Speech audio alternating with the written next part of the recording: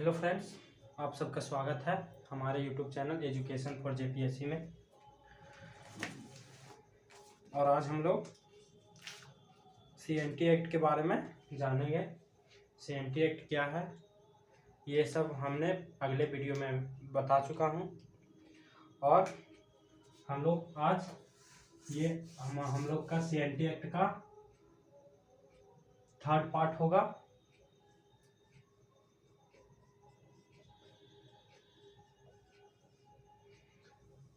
ये हम लोग का सीएनटी एक्ट का थर्ड पार्ट होगा, जिसमें हम लोग जो है वो अध्याय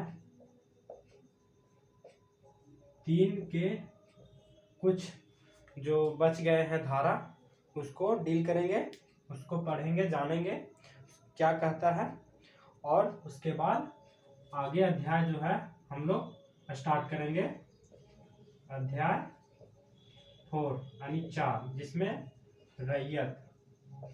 रैयत को डिफाइन किया गया है और उसके बारे में बताया गया है कि अधिभोगी रैयत का कौन कौन सी जो है भूमि उपयोग करने का जो है वो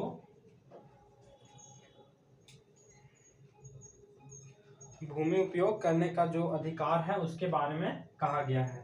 तो चलिए स्टार्ट करते हैं आज का ये वीडियो में। देखते हैं हम लोग जो है वो पिछले वीडियो यानी कि पार्ट 2 में जो है वो हम लोग सीएनटी एक्ट के पार्ट 2 में हम लोग जो है वो धारा 13 तक जो है हम लोग देख चुके थे। आज हम लोग पढ़ेंगे पार्ट 3 में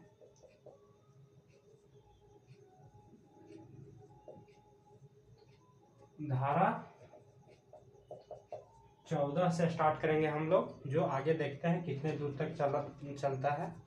उसके बाद हम लोग और जो यह एक बहुत ही लंबा धारा और अध्याय है सीएनटी एक्ट का।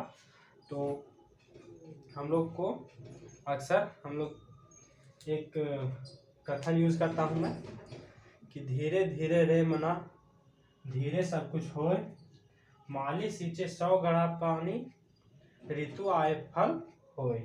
इसलिए आप सभी जो है वो धीरे धीरे जो है वो सीएनटी एक्ट एवं अन्य जो जितने भी तैयारी कर रहे हैं उन सभी को धीरे धीरे पढ़ते जाइए और आगे समझते जाइए। चलिए स्टार्ट करते हैं। धारा अध्याय 3 में जो है वो भूधारक है। उसमें धारा 13 तक हो गया था। धारा 14 में कहा गया है कि पुनर्ग्रहणीय भूधृति के पुनर्ग्रहण पर विलंगमों का बातिलीकरण। देखिए, अगर यदि आप लोग लिखते जाना चाहते हैं तो लिखिए कि पुनर्ग्रहणीय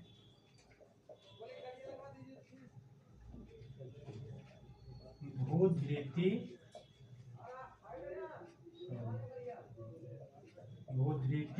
के पुनर्ग्रहण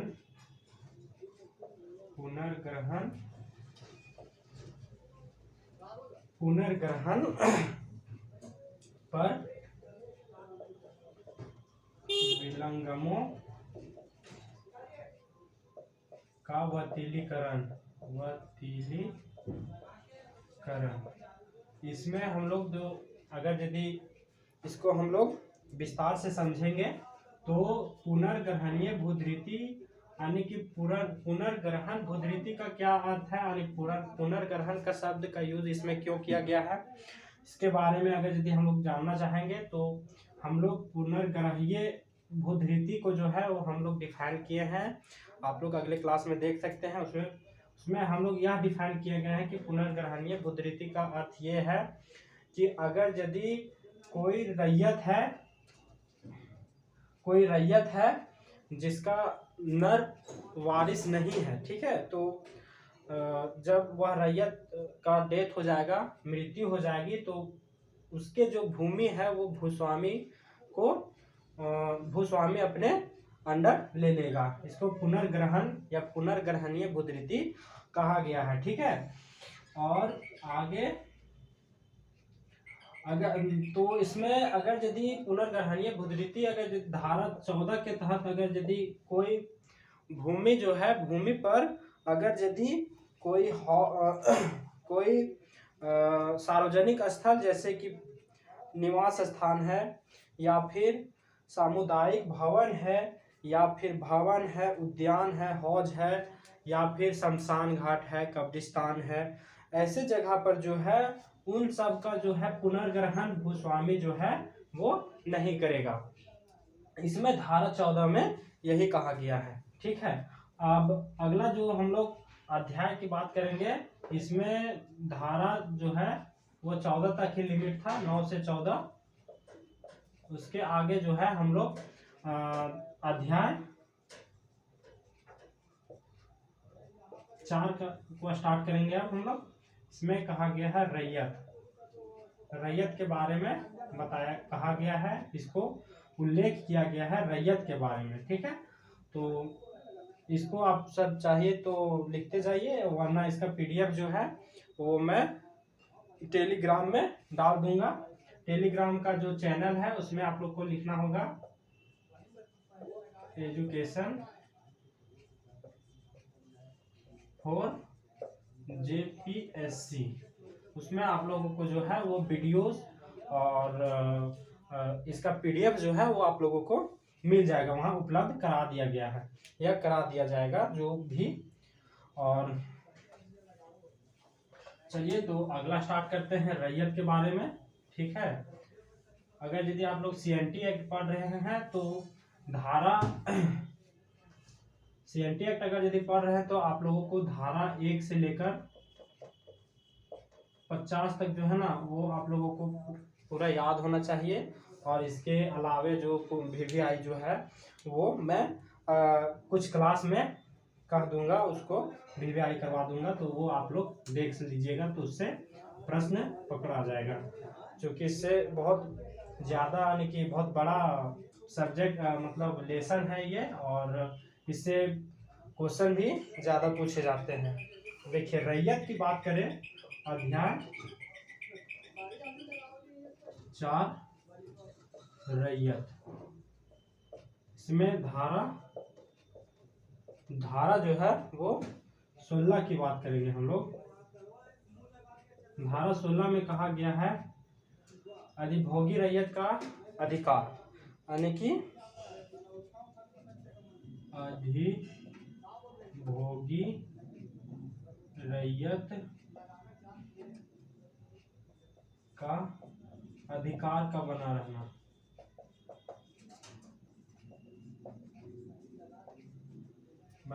इसमें देखिए अधिभोगी रैयत का अधिकार का बना रहना में कहा गया है कि अगर यदि ठीक है जो सीएनटी एक्ट 1908 ठीक है जब यह लागू किया गया, पारित किया गया था, तब या उससे पहले ठीक है अगर यदि किसी मान लिया जाए कोई महतो है तो उसे महतोई भूमि दिया जाता था, मांझियस है, मांझी है तो मांझियस भूमि दिया जाता था।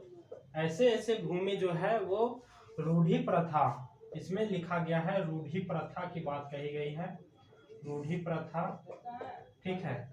उन प्रथाओं में जो दिया गया है, उन प्रथाओं के तहत जो दिया गया भूमि है, जैसे पाहन के पहनाई भूमि है, डाली कटारी भूमि है, और मंझियस भूमि, महतोई भूमि है, और भी ऐसे जो भूमि दिए गए हैं वो सभी अगर यदि लिखी गई है, अगर यदि पहले से दी गई है तो उसमें जो है अधिभोगी रैयत जो है उसका अधिकार बना रहेगा, चाहे वो बंदोबस्ती किया गया हो या नहीं।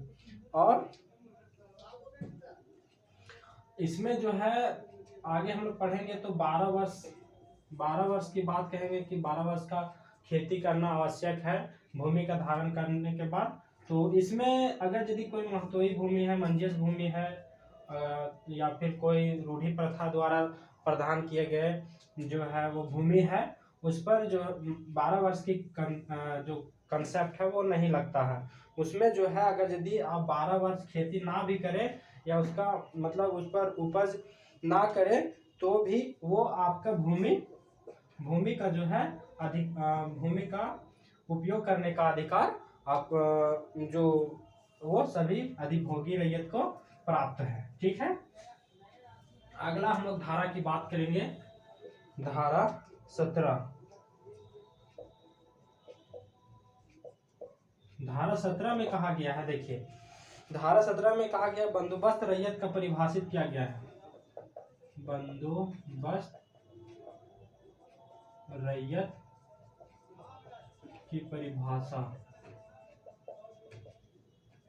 बंदोबस्त रैयत की परिभाषा को परिभाषित किया गया है। इसमें देखिए कहा गया है कि आखिर बंदोबस्त रैयत है तो बंदोबस्त रैयत होगा कौन। ठीक है, इसकी परिभाषा को बताया गया है। तो बंदोबस्त रैयत जैसे कि कोई भूधारक है, भूधारक जो है वो भूमि का धारण किया है रैयत के रूप में। ठीक है, रैयत के रूप में भूमि का धारण किया है और 12 वर्ष की अवधि समाप्त भूमि का धारण किया है तो 12 वर्ष जब उसमें खेती कर लेगा तो वो समाप्त होने के पश्चात भी जो है वो बंदोबस्त रैयत कहलाएगा। और एक और है जिसे कि कोई रैयत जो है वो भूमि का धारण एक रैयत के रूप में किया है। कोई व्यक्ति अगर यदि रैयत के रूप में भूमि का धारण किया है तो वह 3 वर्ष के पश्चात ग्राम का जो है वो बंदोबस्त कहलाएगा। ठीक है, इसमें ये कहा गया है। अब धारा हम लोग बात करेंगे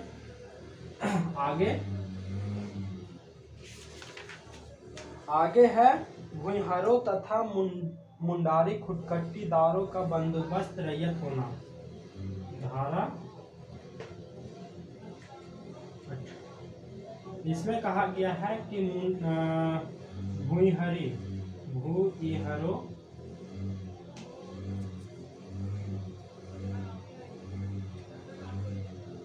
भूमिहारों तथा मुंडारी खुटकट्टीदारों को का बंदोबस्त रैयत होना। देखिए इसमें कहा गया है कि अगर यदि कोई भूमिहर भूमि है, भूमिहरी भूमि है जिसे बड़खेता भी कहा जा गया था, उन सब का जो है वो बंदोबस्त कब होगा, मुंडारी खुटकट्टीदारी जो खेत होता है उसका बंदोबस्त होने का क्या कंडीशन है, वो कंडीशन का जो है वो धारा 18 में चर्चा किया गया है। उसका उल्लेख किया गया है कि वो किस कंडीशन के द्वारा जो है वो बंदोबस्त होगा। तो इसका कंडीशन को हम लोग जान लेते हैं। देखिए इसका जो भूमिहरी भूमि जो है वो भूमिहरी भूमि एक बंदोबस्त होगा कब, जब किसी ग्राम में मान लीजिए ये गांव है, ठीक है, इतना भूमि जो है वो ज्ञात है, सबको ज्ञात है कि ये एक भूमिहरी भूमि है।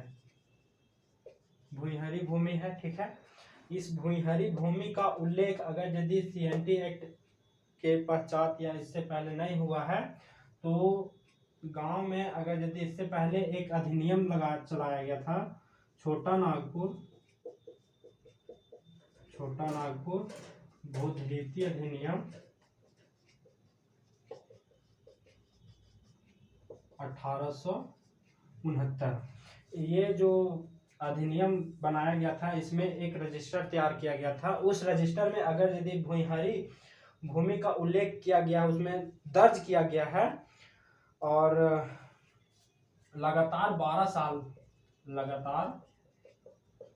जो उसका जो भूधारक है या रैयत है, वो अगर यदि लगातार 12 वर्ष तक भूमि का धारण किया है और उसमें खेती बाड़ी या फिर उसका उपयोग किया है तो वो बंदोबस्त भूमिहर कहलाएगा।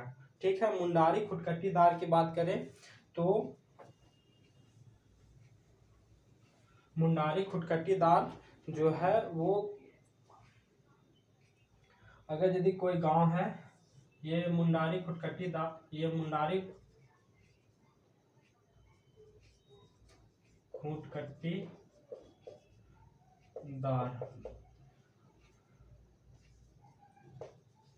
मुंडारी खुटकटी खेत जो है वो अगर यदि दर्ज नहीं है, अभी का खतियान में अगर दर्ज नहीं है कि यह मुंडारी खुटकटी खेत है, और अगर यदि इससे पहले मतलब इस एक्ट के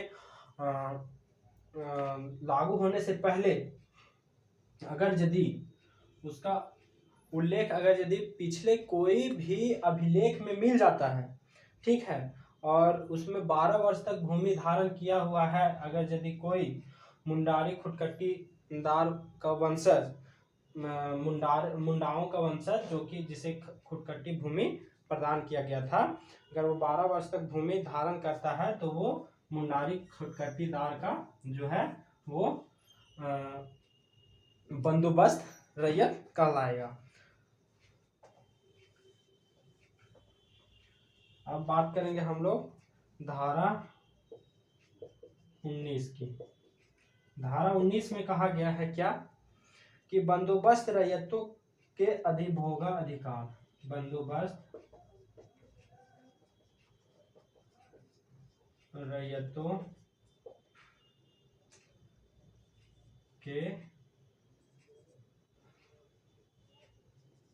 अधिभोगा अधिकार,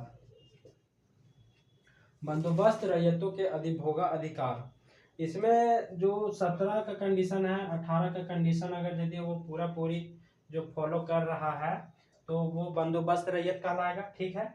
और जो बंदोबस्त रैयत है वो अपना भूमि का अधिभोग करने का, यानी कि उसका उपयोग करने का अधिकार प्राप्त है उसे। अब बात करेंगे धारा 20 की। धारा 20 इतना इम्पोर्टेंट नहीं है तो हम लोग स्टार्ट कर चूंकि हम लोग को धारा 21 अब पढ़ेंगे। धारा 21 में जो कहा गया है, भूमि के उपयोग के संबंध में भूमि के उपयोग के संबंध में अधिभोगी रैयत का अधिकार।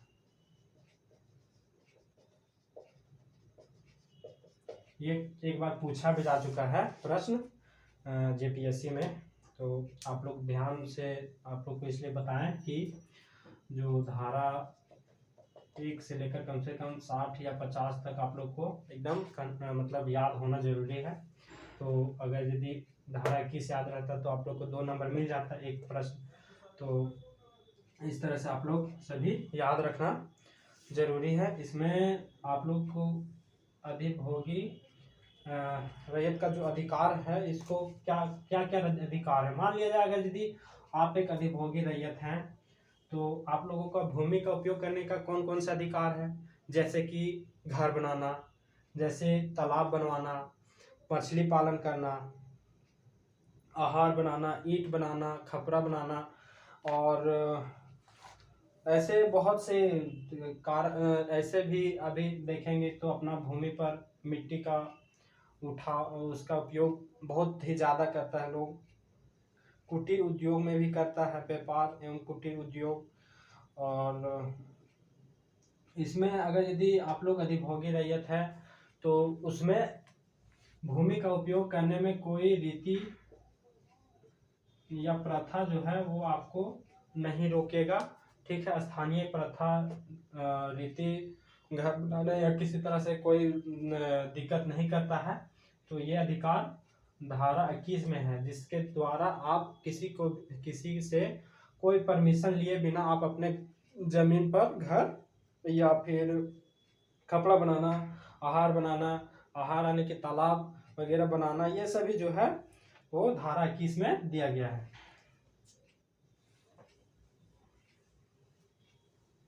अब धारा 21 का जो है उसमें एक विशेष 21 का धारा 21 का इसमें जो है ना एक विशेष कहा गया है। क्या विशेष कहा गया है कि वृक्षों का उपयोग के बारे में कहा गया है कि वृक्षों का अधिभोगी रैयत का अधिकार जो है वृक्षों के में क्या क्या अधिकार है उसको जब देखेंगे तो अधिभोगी रैयत के भूमि पर अगर यदि पेड़ पौधे हैं तो उसका फूल फल डाली वगैरह का यूज कर सकता है। बांस है तो बांस लगा सकता है, उसको काट कर उपयोग भी कर सकता है। ये सभी जो है वो धारा 21 के क में कहा गया है। ठीक है, अब बात करेंगे धारा 22 की। आप सभी लिखते जाइए, एक लंबा चैप्टर है तो इसके लिए ज़्यादा समय तो हम आप लोगों से नहीं दे पाएंगे। तो अब धारा 22, धारा 22 में जो है वो रैयत का बेदखली, रैयत का बेदखली, रैयत को जो है अधिभोगी रैयत जो है उसको बेदखल किस कंडीशन से किया जाएगा।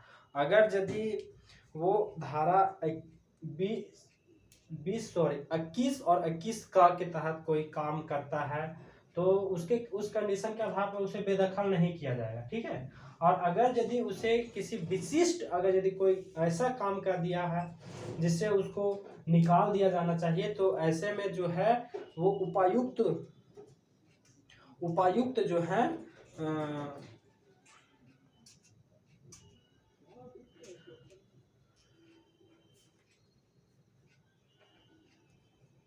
उपायुक्त जो है डीसी साहब जो है वो एक अधिसूचना जारी करेगा कि इसको बेदखल किया जाए, तभी बेदखल किया जाएगा, ऐसे नहीं किया जाएगा।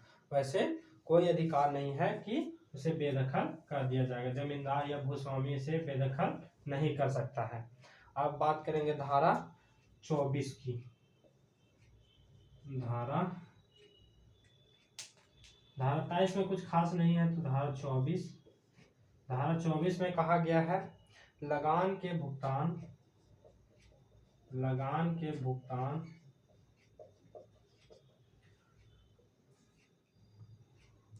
हेतु रैयत का बाध्यता।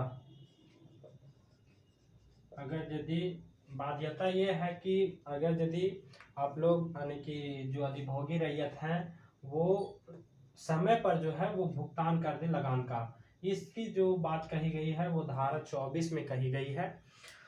इसमें अपने उचित समय पर एक समय सीमा के अंदर आपको जो है वो लगान सरकार को चुकता करना होगा, आपको कर देना होगा। अब बात करेंगे